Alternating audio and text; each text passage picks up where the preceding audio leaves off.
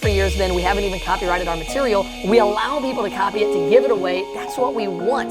The resurrection of Jesus. I don't know a lot about the most important event in history. Easy to believe if you already believe. If not, well, let's see.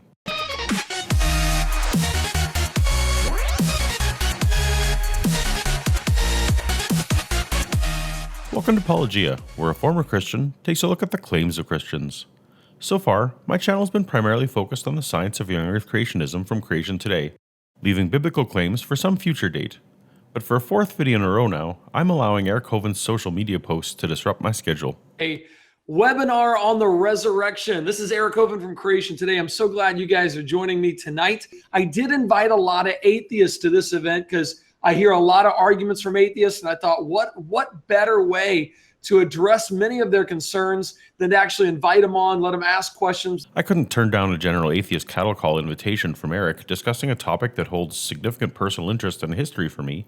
So I signed up and joined the group. PE, SciStrike, and any other skeptics or non-believers that are watching this, again, thank you. I'm humbled that you would come and be willing to engage and even have this conversation and listen. Apparently when I signed up, I was lazy and simply used my initials, PE, as my username, which I didn't ever suspect would become an interactive screen name. So, whenever you hear PE in this video, they're referring to comments from me. You likely also recognize the name SciStrike. He runs a fun and informative channel here on YouTube, which came to my attention last year with his series on the anti-science of Ken Ham, Eric Hovind's Creation Minutes, and other pseudoscience. All right, SciStrike on the chat. SciStrike says, throw one out there for SciStrike. Damn it, Eric. I told you to stop saying my... SciStrike, where do you come from? I was just telling everyone about the webinar Eric invited us to. You think I was invited to that thing? Whenever Eric Hovind says my channel name 3 times, I magically appear. Like Beetlejuice? Exactly like Beetlejuice. I'm sorry, I didn't know. A little more careful with the editing next time, genius. And you better at least link to my channel in the description. Done. Sorry, man. Now I want to address something up front so that I can get this bad taste out of my mouth before exploring the actual claims presented. The entire hour-long webinar was a transparent attempt to sell Eric and Tim's new DVD set about the resurrection.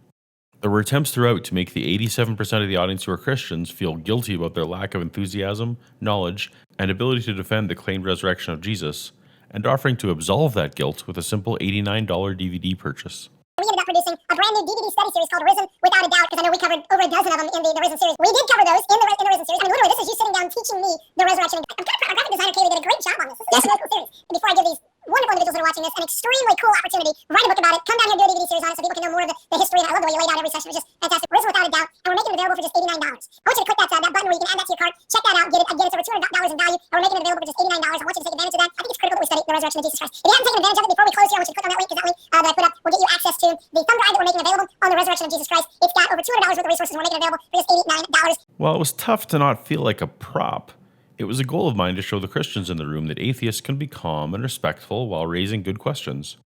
After all, it is my hope that you, the person watching this, is in fact a Christian seeking truth. SciStrike obviously had the same goal, and it seems we succeeded. But I gotta tell you, Honestly, if every single one of these arguments, once it was debunked, was never allowed to be brought up again, there would be no arguments against the resurrection of Christ. it was extremely difficult to hold my tongue when Eric said that. I really wanted to accept his terms on the spot if he would agree to never again bring up any science claim that has been debunked. I think the world would come out far ahead in that deal. If you've been watching my videos, you've probably picked up on my goal to systematically reveal the dishonesty of creationists who deliberately misrepresent or misunderstand science, flagrantly breaking the 9th commandment in an effort to uphold their creation model. That's the problem, is he's telling people information that is simply not true. But today will not be one of those. I feel like guest speaker Tim Chaffey was relatively forthcoming with the obvious evidentiary weaknesses of his own arguments, and I'll point some of those out. Rather, let's take a look at the seminar's evidence for the resurrection of Jesus, some of my live reactions from the seminar, and why I do not yet find the arguments to be compelling. I'm going to jump past their prepared refutation of gospel conflicts and the influence of other dying and rising God myths, which I agree would not be compelling objections to a Christian. Instead, I wanted to head Tim off at the pass from wasting everyone's time on a William Lane Craig-style basic facts line of thinking. PE says this, That's me. Where the basic facts fail, for me, is that they require presupposition that the Bible is true. Is that such a presupposition Such a presupposition wouldn't require a conversion like this.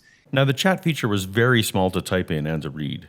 What I said was, such a presupposition would not require a conversation like this. If Eric and his audience already presuppose that the Bible is true, why try to further justify the resurrection of Jesus at all?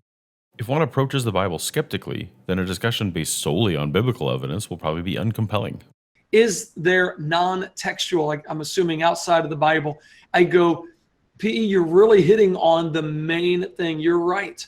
I am presupposing the Bible is true. For those who may be unfamiliar with the language being used here, a presupposition is something held to be true from the beginning without the support of evidence. Something you hold to be true just because. If something is derived from evidence, it doesn't need to be a presupposition. I am doing that.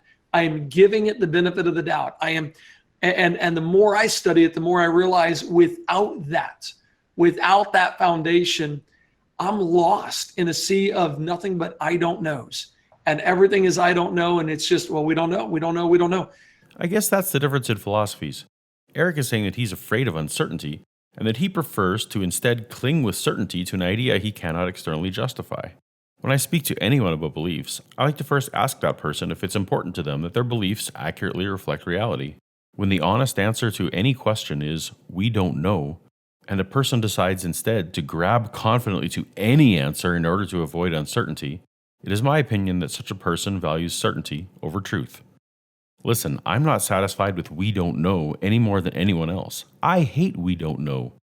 I'd love to know everything, but I've had to learn to live with it in order to be intellectually honest. It's actually the we don't know that inspires scientists. They have little interest in the solved problems. It's the unsolved problems that excite them. I really do have that as a presupposition. You're exactly right. So Tim, let me let you hit that and get into some of the more evidences, because these evidences come from the Bible. They really do. So you're exactly right on that. To paraphrase, Eric presupposes that the Bible is true, that he accepts it as a starting position without evidence. Then he confirms that the only affirmations that he will provide come from the book that he presupposes. It doesn't work for someone who doesn't share the same presupposition.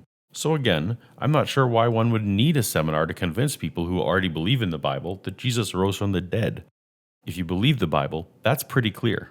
Or, why would he think that passages from the Bible would convince those who don't believe the Bible?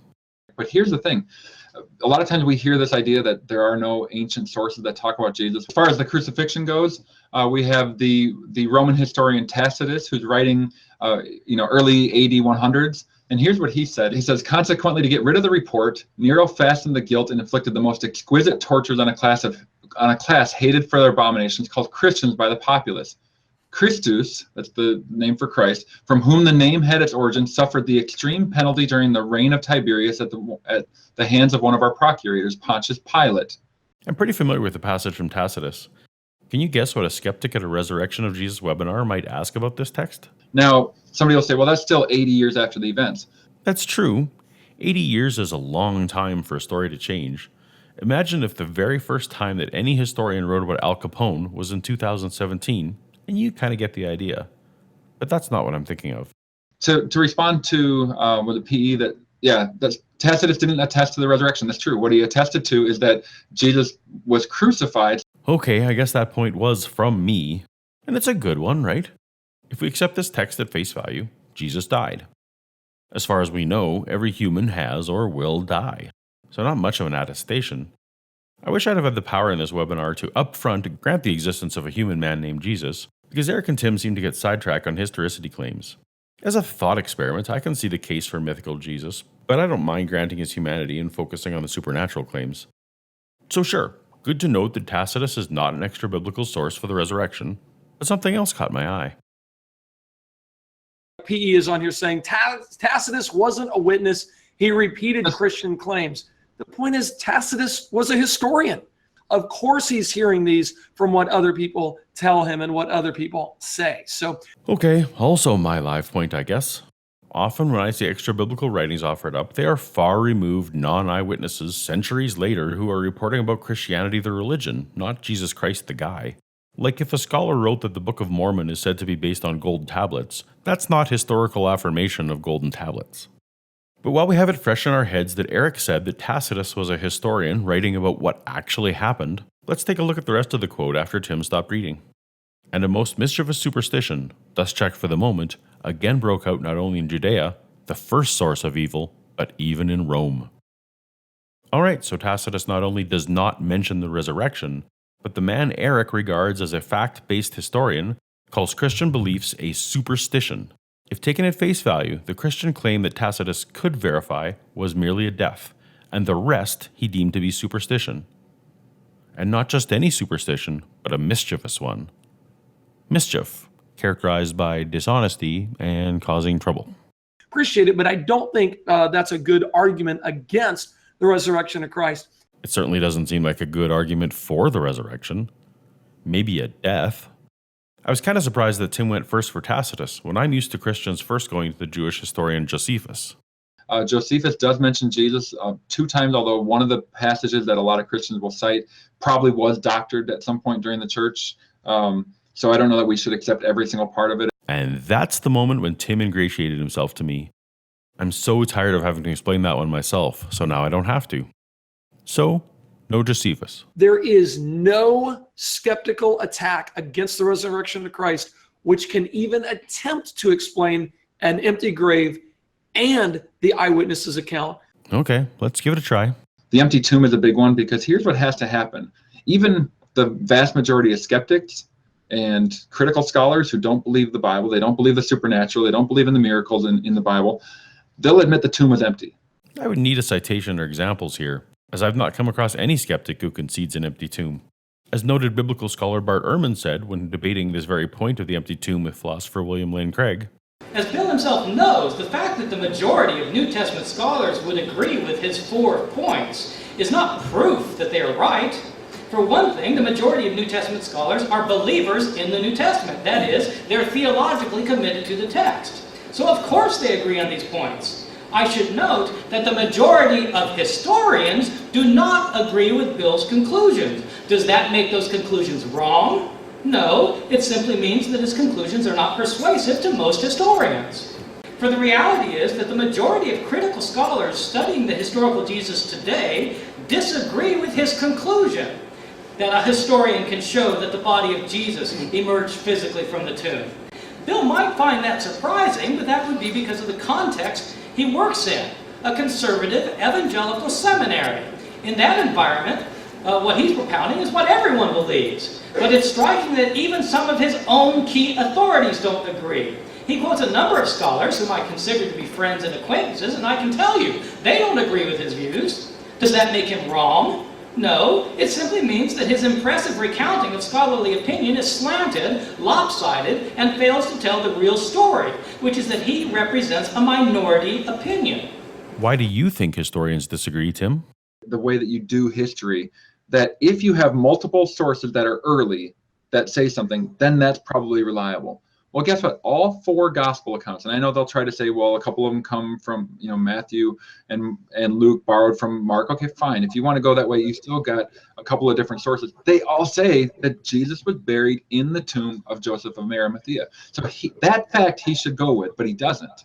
Once again, kudos for saving me from having to point out that Matthew and Luke are basically rewrites of Mark, and therefore don't count as additional sources. And again, what remains are still biblical sources, with no outside confirmation that Joseph of Arimathea is even a historical person, let alone a tomb donor. The cup that caught his blood at the crucifixion and was entrusted to Joseph of Arimathea. The Arthur legend. I've heard this bedtime story before.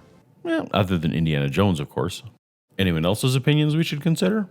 John Dominic Crossan from the Jesus Seminar, he will say that Jesus wasn't buried in the tomb of Joseph of Arimathea. He says that that Jesus would have been buried in a common grave, that the next day nobody would have cared where he was. Why should even the soldiers care about the death and disposal of a nobody? So this is what he says about Jesus. That aligns with what I've read about Roman crucifixions of the time. These were not special rare events with only 3 crosses on a picturesque hillside. They happened every day in the Roman Empire, with dozens of victims, all later dumped in mass graves. The one place Christianity should have never been able to start, if it were false, is Jerusalem. But that's exactly where it started, because if it were false, anybody could have walked down the road and said, Peter, here's the tomb, there's the body, shut up. He didn't rise from the dead, you're lying. But what if exactly that happened? How would we know about it now? What if it was well known where the tomb was and opponents were willing to go crack it open to show Peter the wrapped up body? What if someone like the Judeans People Front was running a regular tour every single day and there were dozens of citizens of Jerusalem who took a hike to the tomb where they went inside and touched Jesus' bodies for themselves and then returned to the city to proclaim anyone who would listen what they had seen? How would we know there weren't these kind of objections going on? Would that have necessarily stopped Christianity from growing? Eyewitness refutations have done little to slow down 9/11 deniers, Roswell crash believers, or even Elvis is alive optimists. Such knowledge would not necessarily have disseminated in a non-social media time. It's hard enough with the internet. And why would witnesses of Jesus' body have their word taken over those claiming the much more interesting resurrection story? The earliest New Testament writings are by Paul, but he doesn't talk about a tomb or Joseph of Arimathea, only that Jesus was buried. The first mention of Joseph of Arimathea is 35 years after the fact, easily long enough to have received a new occupant for the tomb and removed the location from any kind of verifiable evidence tour. If you're asking me, the easiest and most likely explanation for the empty tomb is that there wasn't one. They'll admit that Paul converted because he thought that he had seen the risen Lord. This one I'm willing to grant you. Saul of Tarsus thought he saw something. Nowhere in the Bible does Paul claim to have seen the physical resurrected body of Jesus. Even if we take the Bible at its word, Paul saw visions only. Whether these visions were divine or psychotic or something in between, they're not evidence of a resurrection. At best, they're evidence that Paul believed he saw something. And we have lots of examples of people thinking they see something when they really don't. There's only one explanation that makes sense of any of that. They saw Jesus die and they saw him alive again. I'm not sure why there's only one explanation.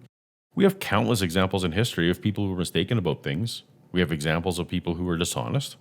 We even have examples of worldwide followings springing up surrounding lies, delusions, or combinations of the two. Christianity should, if it were false, it could have never started where it did and how it did and when it did.